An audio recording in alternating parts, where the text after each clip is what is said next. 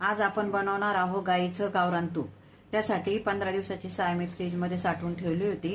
ती 4-5 तासापूर्वी बाहेर काढली आहे आणि त्यात थोडं दह्याचं विरजण घालून साईडला ठेवून दिलं होतं। आता हे चांगलं मुरलेलं आहे, तर आपण आता तूप करायला सुरुवात करूया। त्यासाठी एक चमचा घ्यायचा आणि एका साईडने फिरवत राहायचं। हे असं सारखं फिरवत राहायचं लोण्याचा गोळा वर येईपर्यंत।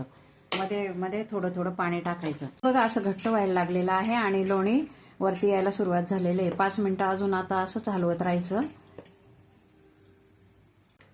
आता हे लोणी वेगळं झालेलं आहे ताकापासून, तर आता याचा आपण गोळा करून घेऊ।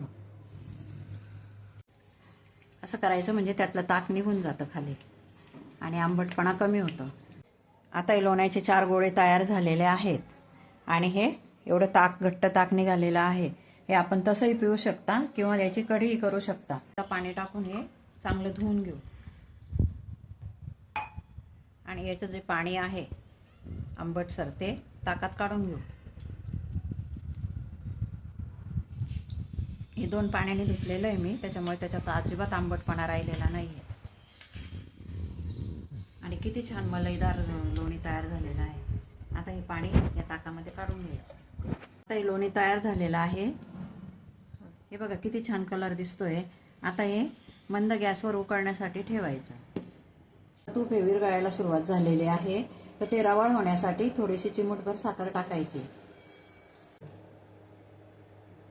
आता हे बघा असं खमंग वास सुटलेला आहे तुपाचा। आपलं गावरान तूप तयार झालेलं आहे। तूप थंड झालेलं आहे। आता आपण एका बरणीत काढून घेऊ। हे बघा आपलं गावरान तूप तयार आहे। तुम्ही माझ्या चॅनलला नवीन असाल तर प्लीज सबस्क्राईब, लाईक आणि शेअर करायला विसरू नका। धन्यवाद।